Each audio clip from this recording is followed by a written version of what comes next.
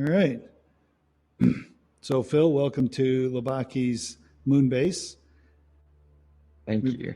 we got a nice place set up right down there. So, if you want to follow me on down, we'll go on inside. I'll show you around. Sounds perfect. Woohoo! I rather enjoy this part. Yeah, this is fun.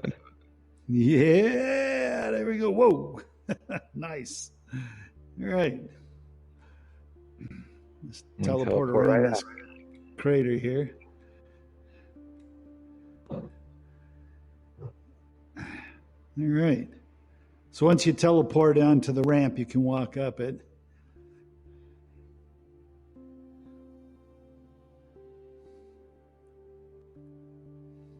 I like the way you've decorated the place. Looking nice. Thank you. Thank you. Yeah. So, we can just grab a seat Okay. at the table. There we go. I'm gonna take this one right here. There we go. Hey, man. It's even a little bit of social distancing here in a Yeah. virtual world. Right? Even though we don't need to. Yeah. But yeah, it's a quaint little moon base here, but we've actually done two client meetings so far in this space. So Yeah. one with clients out in the West Coast, and others with some folks up in the Northwest. It's been pretty nice. I love it. So we're meeting in Engage, this platform you've been working with for a while now. Is that right? Yeah, actually, the first time I got into Engage was 2017. Wow. Yep. You remember our space in Clarksdale, right? Where you and I first met? I do. Yep, that was the very first time we got into Engage. So it was nothing like it is now, obviously. It's been growing up over the last 3 years, and we use it extensively in our work with schools, obviously, but now we're using it with clients as well. So when we're meeting people for the first time, what we'll do is get a headset all set up for them, ship it to them, have them jump in there, and then we meet in here. I take them around and show them all the different things that we can do in the environment. But then we generally now end up here at our new meeting space and carry on our conversations. Yeah, it's terrific. And I even saw that you could bring your Google Drive into this and you could present from your files that are in the cloud, which I thought was an amazing addition to this space. It just really adds to the versatility of what you can do. Oh, yeah. In fact, this here is our big screen. So I'm able to jump in here, grab some media. Well, let's see what I got that's interesting here. So I've got a bunch of stuff. Ooh, this will be fun. Let's do this. All right. Yeah. Perfect, right? That's terrific. It was a great day. Yeah, exactly. Absolutely. Unbelievable. I know. Yeah, so you can, yeah, what's great about this, I'll pause this, what's great about this space is you can bring in videos, you can bring in PowerPoints, web links, whatever you Google Drive, like you said, Dropbox, any material you might use in a normal meeting environment, which we don't do anymore, obviously, because of social distancing and all that, you can do in this virtual environment now, which makes this really powerful because, you and I are separated by a whole bunch of miles right now, but we feel like we're sitting here together having a conversation, right? Absolutely. And the little things that you get from the hand gestures and how you turn your head, its value is tremendous, especially with what we're dealing with that no one saw coming. You and I have talked about VR for years now, and it was accelerating already. Then the pandemic came, and everyone is using 2D screens all the time, and the ability to connect with each other is limited in 2 dimensions. Versus being here, you get so much more context from it. So what do you see as a few advantages to utilizing immersive technology right now versus 2-dimensional technology? Yeah, you really, in here, I'm just fooling around with the microphone settings here. In here, we really have a sense of presence. Like when we were outside wandering around the bay, shook hands, you can't in the 2D meeting world, you're just looking at talking heads like we're going to do later on. Exactly. And I could go right here and you would get the sense that I was the presenter. It's different than everyone being a rectangle on a screen. It gives you the ability to change the focal point and create a more dynamic experience. Yep. Oh yeah. We tried to- Yep. And we've got, in this environment, we've got formal meeting rooms, we've got classrooms, we've got, there's like 80 different environments in this space. And so we can set it up for whatever it is we're trying to do. Like today, we were meeting with some folks and we were talking about some industrial applications. And so I took them to an oil rig and set it on fire because we were having a safety conversation, safety training conversation. And they're like, yes, that's what we're talking about. So, really being able to make the environment fit the conversation and the meeting and everything, I think really helps bring, VR to life and really gives us all a sense of being together again, as opposed to just looking at talking heads all day long. So, one of the applications that I wanted to ask you about is related to current trends in VR. Community colleges, skills training, safety training, education. I know that you've discussed these topics many hours with different clients about where VR fits into the mix. So at TechWorks, where I'm sitting now for this event, we're launching a chapter for the VRAR Association for the Charlotte region in North Carolina. TechWorks is in Belmont, about 10 minutes from the Charlotte airport. So what we're trying to do is to help this rural area right beside an urban area. We're trying to help the workforce and education opportunities, and everyone wants to know, how does VR fit? I know that you've had plenty of examples and project experience in your work. What would be a good way to describe how VR can help with community colleges, workforce training, K-12, utility companies, safety training, or anything else that you'd like to mention from your experience and recent conversations that you've had at Lobaki over the past few months? Yeah, that's really a nice broad swath you tossed out there. If you think about it, not too far away from you, over in Elizabethton, Tennessee. So that's up in the Appalachians.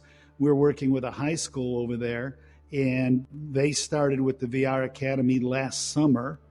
And through the course of that school year, a couple of their students got so good at going through our academy, going through our materials, learning how to do virtual reality development, that when everybody else this summer was turning interns away because of the pandemic, we had those two young men come join us down at Lobaki, and they're still here. One of them is actually attending community college, Motlow Community College, from here. So he's doing his coursework. The other one is finishing up his high school work at Elizabethton High School from here. And then when they're not doing their schoolwork, they're actually working at Lobaki doing actual production work. So we took two young men from an area that is really depressed, very rural, really didn't have any kind of opportunity, nothing like what we've provided them. And they are now working in the virtual reality industry and getting paid for it and finishing up their school at the same time. That's right? And that opportunity, when you look at what's going on around the world right now with the pandemic, we've had these conversations with a number of industries, different companies that have these elaborate training facilities built that have had nobody in them since March. And they're trying to figure out, how do we do the safety training? How do we do the normal industrial training that we would be doing with our people? And we show them this environment and other environments like this and go, this is how you can get people back together again. And we've done the same thing with the schools as well. I think we shared with you that just recently we deployed 225 headsets at a Montessori school in Buckeye, Arizona. every student, every teacher has a headset now, and part of their day is spent in virtual reality in classroom settings, whatever those settings might be. If they're studying astronomy, they're on the moon. If they're studying oceanography, they're on a beach. And so what's really cool is they're in a setting that's relevant to the subject matter that they're studying and learning about, and then they actually get into creator mode and start creating things around what the teachers are, sharing with them. So it's really changing the way, learning is happening. It's more interactive. It's more creative. It's not sage on a stage type of thing. And the same thing on the industry side. When you think about, I was having a conversation with somebody in the gas industry recently, and they were talking about their training facility and how it's been empty now for 6 months. And I said, that facility can be recreated in this world. You can have your trainer and your trainees get back together again. And I said, let me ask you a question. When a trainee does something wrong in that facility that out in the field would result in an explosion, do you blow them up? And he said, no. And I said, well, the great thing about virtual reality is you can blow him up. And then when he goes out in the field and tries to do that again, he's going to jump back and go, oh, wait, this went terribly wrong the last time. So this training can actually be more realistic than the role playing that they end up doing at physical training centers. I mean, everything changes in this environment. Yeah, I really appreciate you going into those examples. There's a great way to explain how VR can impact how you retain information when you're in this environment. It can help give a sense of presence. It can provide immersive training opportunities for employees or students in rural areas. So for me, I realized while you were talking how I didn't see how fast VR's potential would become urgent for many use cases, especially in education. We've talked for a long time, you and I, about how VR is better than traditional ways of learning or training. I always felt that VR was better, but now that in-person training is unavailable, we're seeing the real need from businesses and colleges about how VR can solve problems that are urgent. I'm always someone that looks to innovate at the earliest opportunity that I can. I know that many legacy industries are slower to innovate. Have you noticed any industries, any increase in the speed of uptake for any of the industries that you're working with? I can tell you that since March of this year, it's interesting because, we've been talking to industry and schools a lot, obviously, over the course of the past 3 years. And it always was conversations around innovation and how this could be better. And, oh, yeah, we'll probably adopt it someday, that sort of thing. And I can tell you, even today, we've had 2 different industry meetings today, and both of them said, no, this is a must-have now. You don't have to sell us on this. We know we got to do it. We just need to know how to implement it. I mean, the whole dialogue has been changing. Same thing with the schools, too. They're like, we have to do something different than, the talking heads thing. We have got to be able to get teachers and students together. So in the course of just, 6 months of this year, the dialogue around this technology and adopting this technology has gone from, yeah, that looks pretty cool, pretty innovative, something we want to do someday, to we've got to do this now. I mean, it's just shifted.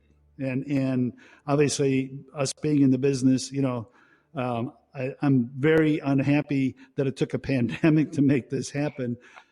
But at the same time now, the adoption curve in this industry is just going straight up, which means we're going to need more and more workers who are familiar with this technology and how to build in this technology. And that's where getting this into more schools and being adopted and training these young people up becomes even more a critical moment in history.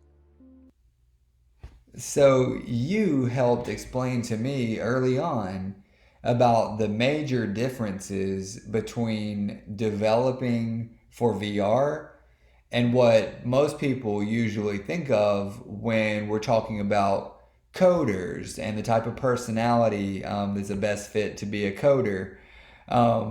for people that don't know the difference between what coding has been traditionally for the past couple of decades and what it's like to be a developer for VR, what's an easy way to explain the difference between the two? Could you say a bit more about that? Yeah, that's what's really exciting about being in this environment and working in this environment. I was a coder for 18 years and I ran coders for another 30 years. And, we're there doing syntax and trying to figure out where the semicolons and the colons go and all that. And that's a very narrow focus and a very narrow it's a very special kind of individual. In our VR development world, we have young people working for us that all they do is art. They just draw. They draw on tablets and they create these beautiful environments and avatars and these people, and then they get handed off to somebody who does the lighting in this space. And then you've got the texture artist involved. I mean, look at all the different textures in this place. So it's a very artistic endeavor. It has audio, it has lighting, it has animation. It's so much broader. It's more like making a movie than it is writing software. And so it appeals to a much broader group of individuals, folks who never thought they were going to work in the tech industry at all. I can't tell you, Phil, we've got like 3 artists working for us who thought they were going to have to go do something else because you can't make a living doing art. And now they've learned, oh, in fact, I can make a living doing art. And in fact, it's an integral part of what anybody wants to do in this environment. So it appeals to a much broader group of people. Yeah, and I've been in conversations recently where people have the idea that for everything we have in 2D technology, we'll need in 3D technology. So for everything that pops up with a Google search, all of that populates in 2D, then we'll need a 3D version of that as the computing age enters the spatial dimension, and we'll need to know where this object fits in the room, things like that. Do you think it's too broad to say that everything we have in 2D will need to have a 3D version? I can tell you that major companies like Walmart and Amazon and others are actually working on multidimensional spaces of their stores, right? Because they want people to be able to walk into a store and actually select the things that they want in this 3D world. So you're right. What we're going to see over the next 5 to 10 years, and I don't mind throwing this out on the table, is everything that is in a 2D world in our compute space is going to end up having to be recreated in this 3D world. There's folks who have been talking about this for a long time. Virtual reality is the next computing platform. This is where we're going to work. This is where we're going to play. This is where we're going to shop.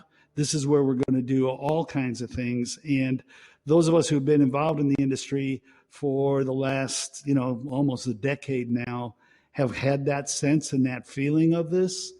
But what we're experiencing as a society around the world at the moment is demonstrating that that is in fact going to happen, because we've got to be prepared to continue to operate in a social fashion like you and I are doing right now in this reality when the other reality is not accessible to us like it used to be. I agree. Well, I appreciate the conversation. We might be ready to wrap up unless you have any final points to add. Well, actually, I've got some folks coming in that we're working on some 360 VR videos with them. So I'm going to have to jump out and get with them. But I guess we're going to do some more of this tomorrow in the other environment, right? Yeah, we'll contrast how much fun it is when we compare this to the flat screens experience in Zoom. Oh, yeah. Here, we got to, shake hands before we leave here because there's no social distancing in VR. That's right. Good to see you. Good to see you, my friend. Thanks for taking the time to visit me here. Yep.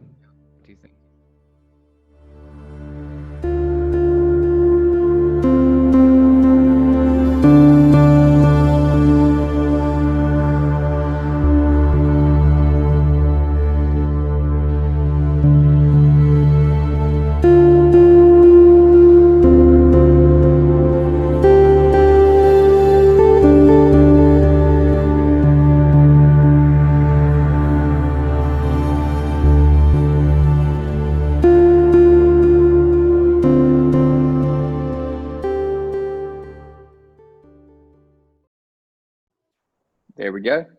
Perfect. Hello, Everything Phil. good? Hey, Everything's good to see you here. I really, I was having fun watching our conversation over again. So that was a really great idea. And it seems that, that was an innovative thing to include, which I'm glad that we did. And so, hopefully we'll do this again soon. And we'll have like another segment of this conversation, but just wanted to jump right into it. I did start the recording so that we would have this talk. We'll post it online after this. And just was there anything that came to your mind during that conversation as you heard it again that you'd like to start off with, or would you like for me to kind of lead with a question? You could dive in, or I'll kick us off. Well, one of the things that I kind of talked around and not really directly to when you asked was about, your area where TechWorks is in the Belmont area, and what it would mean to that place, right? And I think one of the things that I would emphasize when you look at what we've done around the country, we purposely targeted rural areas, depressed areas where there's a terminology that I hear often called tech desert, right? Where there's not a lot of technology available to young people, and however you want to define young people. My definition is usually 70 to 3 to 70, so somewhere in there. But it's such an amazing opportunity what you guys are doing in the area you're doing it in. And for us to be able to partner with you on that is, exciting to us, because that's our mission, that's our passion, is finding these untapped, resources all over the country because they don't have access or they don't have opportunity. And you're bringing that to that area. And that's something that's really important to us. And like I said in in our meeting in the spaceship Lobaki there, this appeals to such a broad group of people that you're really opening up an environment and an opportunity for such a large section of the population. And the fact that this technology is really taking off now more than it was just 6 months ago, as I said in our last meeting, we're going to need resources, human capital, and we got to get them trained up and get them to work. Absolutely. And, that one always jumps out at me when you're talking about broadening access to tech jobs. I think that's really important because I've seen a lot of people, myself included, you said you were a coder. And I remember I bought like a book before the internet was like, the free resource of almost everything, there were resources, but I went and bought a book from Books A Million on how to code, maybe in like 2005 or something like that. And I couldn't do it. I couldn't get through. My mind just didn't have that kind of text-based discipline. And then when I started to hear about VR, and then I saw what they were doing with node-based programming, where you drag the line from one node to the next. And I don't know if a lot of people know what that is, but I think node-based programming is a terrific innovation that just it broadens who can understand that environment for development. And so that always speaks to me because I've seen people that really want to get involved, and just it's not the way they learn, it's not the way they think or process information in the traditional way that we view coding. Do you agree with that? Oh, absolutely. I mean, that's what's so exciting about this. You come here and you look at the folks working around here. There's we've got 20 people. There's 3 coders here, and everybody else is contributing to the development of both industry and education, VR experiences. I mean, I've been in the tech industry all my life. I've never seen anything like this.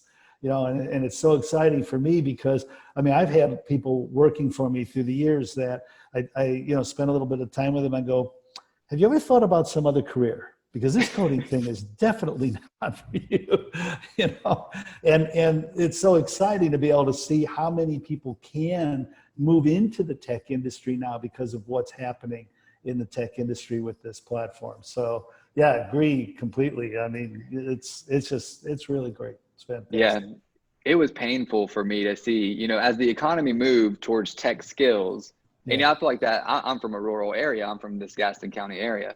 And everyone knew it, everyone knew that the jobs were moving in that direction, but there's just some ways that you just it's not your learning style. And no matter how much everyone knew and we wanted to reskill, just some skills aren't easy to retain. Even for me, like the ability to be a coder, it was very difficult for me to wire myself that way. So I'm excited to see tech becoming, I guess there might be a term for it, but like within the stack, like within Yeah. so like, it's getting to the point to where almost plug and play, drag and drop with node based, and where a lot of creativity plays a part, and whether you can, put your creativity to work versus all the procedural and language rules that you talked about, like where to put a semicolon and things like that.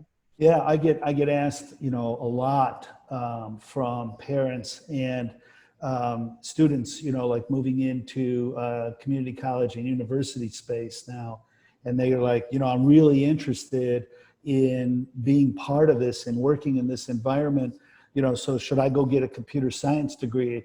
And I always say, no, don't do that. First of all, they're 10 years behind where we are anyway in the industry. Go after a digital technical arts major. Do something artistic, because that will have you better suited and better positioned to work in this environment than knowing how to push syntax around. And that's actually played out a couple of times now. I've already had a couple of people who have changed the direction they were going out of the computer science into digital technical arts, and they're working in this industry now. It worked. So I feel real confident telling people, if you're interested in this, go that way, not that way. Absolutely.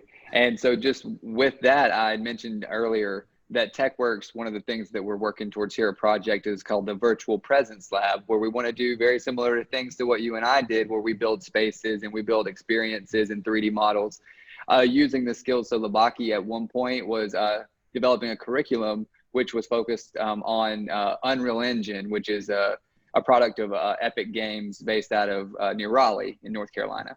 And so TechWorks is looking to take what your work has already done and, work with you in the future on this virtual presence lab. And so, yeah, we're looking to do exactly what you said, offer an opportunity for people who maybe thought they had to get a computer science degree. Maybe they're mid-career, like you said, they're young of all ages, whatever age you want to call that.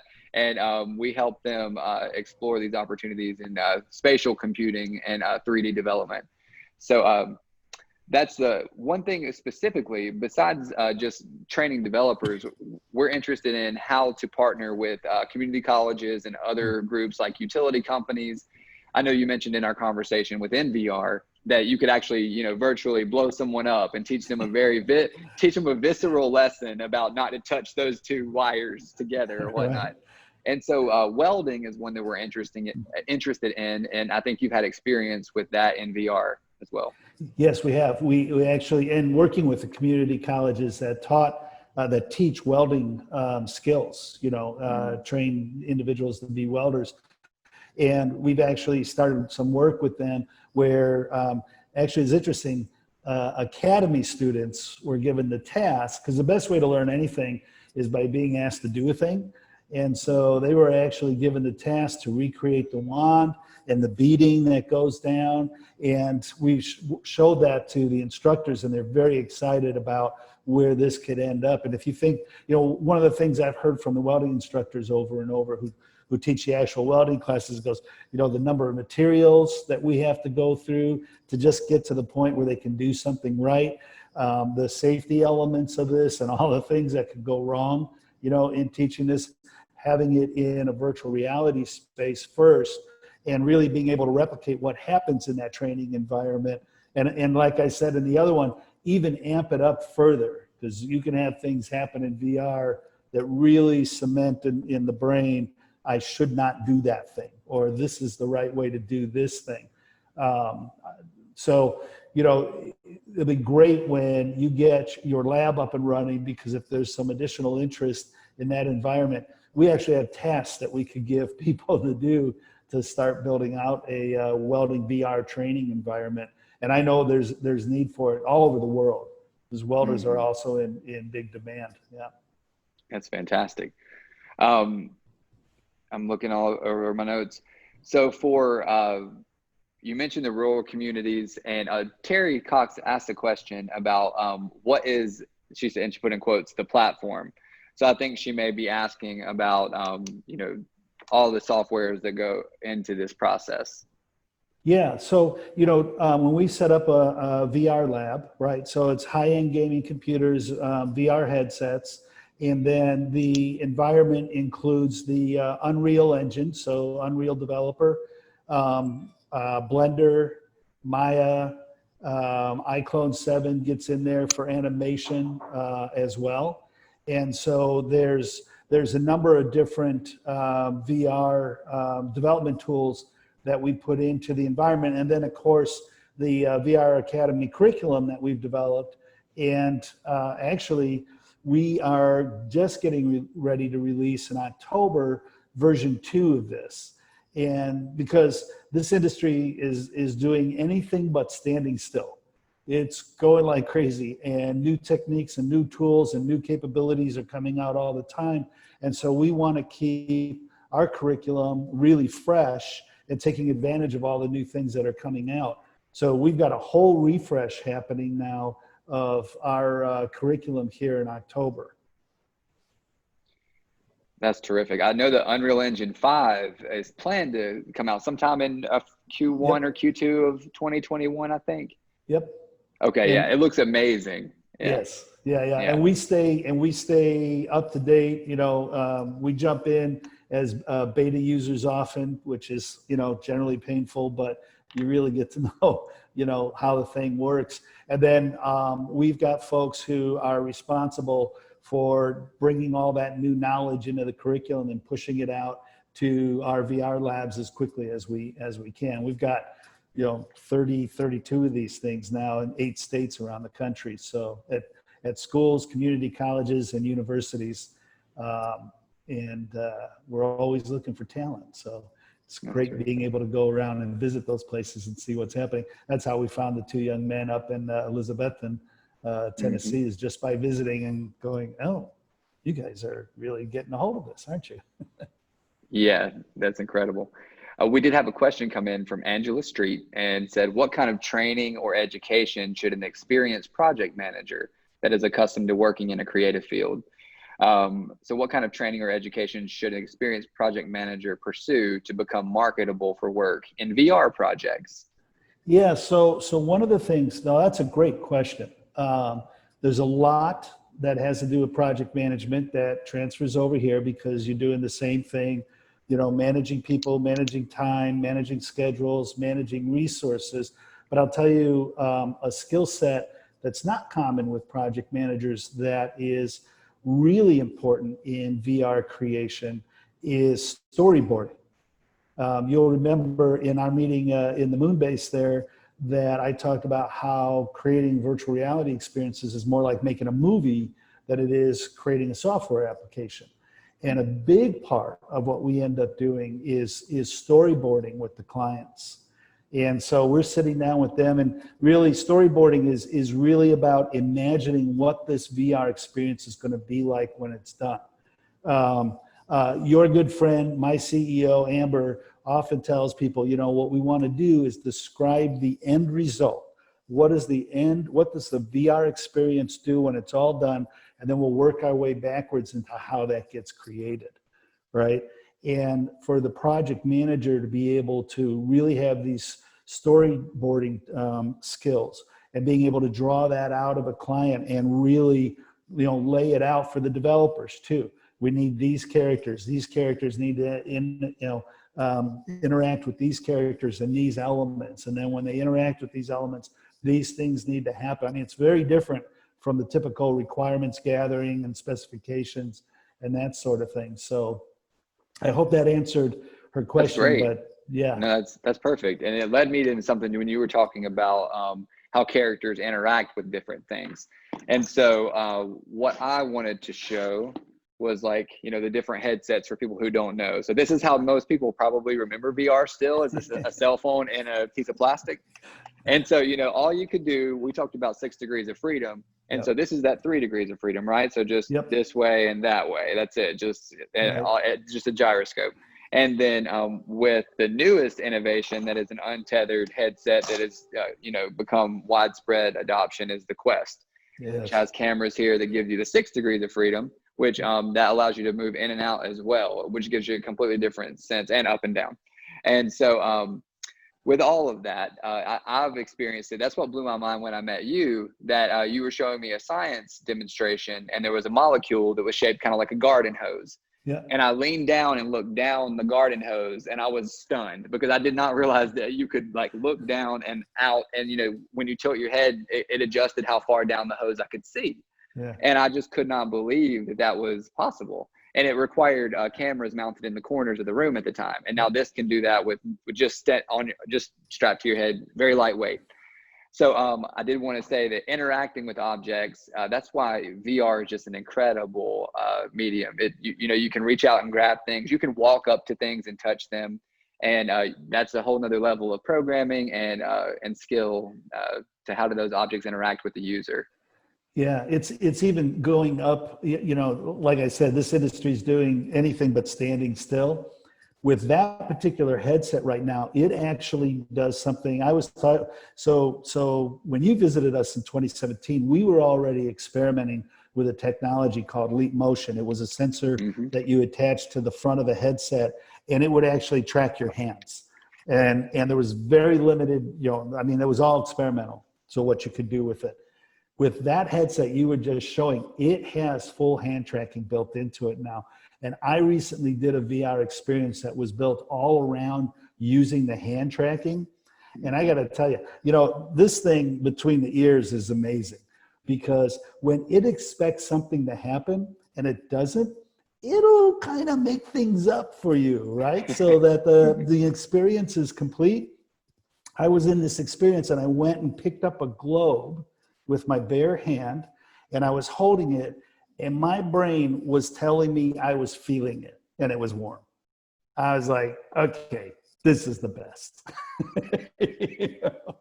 So now we've got, you know, we're going to get rid of clunky controllers, and we're going to be able to do everything we want to do just using our hands. I mean, this just gets better and better and better as we go along. It is incredible when they enable that feature on the Quest, and you look down and you can start to pinch, and you're just amazed. I mean, it's really good, you know, especially for what it's not expensive right now either. It's $399 for the base level, and then $499 for the higher storage. So yeah, I'm just so excited about what it can do. And Terry Cox dropped a question in there. She said about the bandwidth, you know, change in course a little bit, bandwidth or broadband requirements. So if we wanted to send a headset out and then, you know, they remote in or whatnot, we do some meetings like you and I did and engage, that kind of thing. So like if the pandemic, or if for whatever reason, maybe they don't have transportation even in the future, and we want to make sure to be able to train folks that don't have access to some of these trainings any other way. So we send out a headset and we teach bandwidth. How well can we interact? How intensive is VR demanding? No, it's a great question.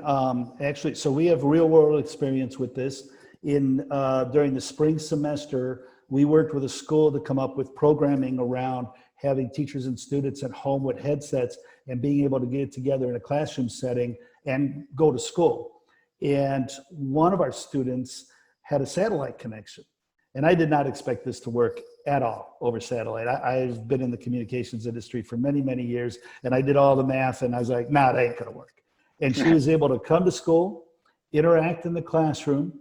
Where it broke down was whenever we would, remember when I played the video at the moon base there, the rocket ship taking off, she wouldn't be able to see those videos, and she couldn't see, in a lot of our classes, we incorporated 360 VR videos, and she wasn't able to see those as well. So that content wasn't making its way to her, but being able to be in the classroom, participate with the teacher, participate with the other students, she was able to do. And then we would send her links to that stuff later on, because it took a long time for it to come down. So it worked over a satellite connection, which is amazing to me. If you know how, you know, weak those things are and inefficient they are, especially when it's raining. So, you know, it doesn't require, depending on the platform and what you're doing and how that platform was created, you know, a lot of time you're just sending information to the application that's running in the headset, and then it renders everything and does what it's supposed to do. So what we discovered is you can get away with very low bandwidth levels, higher bandwidth, more capability, more ability to bring in external videos and materials and things like that, but you can still get together like we were together yesterday. Yeah, that's great to hear. I did have a question about, we were talking about the platforms, and with Unreal, I wanted to go and ask. So when I first started learning, I had looked into VR before I met you, but then when you were using Unreal, it kind of solidified what I wanted to believe anyway, was that was my preferred platform, because it's a North Carolina tech company. And it's actually, it thinks it has enough clout to challenge some parts of Apple right now, with their little battle they have about rights. Right. So, I mean, I'm excited to see a North Carolina tech company like that. Yeah. And so I was wanting Unreal to be a dominant player, and it seems like it is. And so when I advocate for VR, I advocate for developing in Unreal. Do you know a few bullet point reasons as to why that's a good platform to develop for? You don't have to give, the Unity versus Unreal complete package, but just in general, why do you think Unreal is a good platform to work with for development? The thing that because we actually started in Unity, and in fact, we still do some things in Unity. And what we discovered was using the Unreal platform was what I'm going to call photorealism, right? Is the richness of the textures, the richness of the environment was so much greater in there, so that, especially looking at it from an industrial client's perspective, being able to create an environment that feels so real to the trainers, the trainees, whoever's in using this environment, right, is what we were after. And that's what Unreal excels at. And then if you want to jump down, we won't get into it right now, but the individual tool levels between the two platforms, Unreal is definitely, like I said, we've got both environments in here and people do things in both. But you hear from our crew all the time, it's like, I can't believe I could do this in here and I can do that. And this will take me 15 steps in the other platform. And, so it's not just the richness of the environment, but the tools that are incorporated in the environment as well have been, Unity outpaced Unreal, and my apologies to my good friends at Unreal, for quite some time. And then it was around, I think, release 4 that they just took off and shot off into the stratosphere. And they're fantastic and a great company too.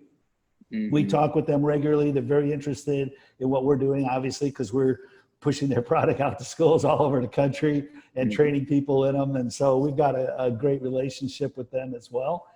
Great folks over there, really great folks. We love them. Well, thank you for that explanation. That's perfect. Terry asked if you would list a few industries where VR is working in VR, so folks can see the job opportunities. So the industries that you've been working with in VR. So healthcare is huge. The healthcare industry, 1,000+ surgeons are training in VR every month now. And virtual reality is really taking off in a lot of different areas in the healthcare industry, both in training, but in also mental health applications and treating patients. So patient treatment is actually starting to be adopted in virtual reality. I can tell you that I was blown away. AARP actually just released a VR experience so that folks in assisted living centers can actually get in a headset and have their family come visit them in their new VR home and look at the pictures and the videos and things like that. That's such a way out there application of VR, but our current situation has propelled that. I can tell you the automotive industry and the aerospace industry are both using virtual reality for new vehicle design and creation.